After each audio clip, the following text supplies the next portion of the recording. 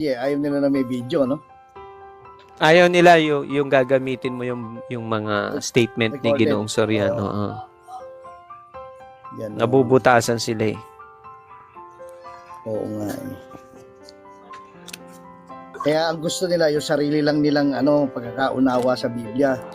Natatawa ako kasi sinasabi mo, ika-apat. Ang linaw naman ang sinabi ko eh. Ika-apat na sagot na yun. Kaya ako Dapat nasabi ikalima. Kaya ako nasabi kasi meron kasi sa Biblia, ang tawa ay ulul. Ayan, hindi ko sinabi may salita nakasulat. Yeah, paalala ko lang kaya bro. Sabi masamang Ha? Ano wala Sampu na.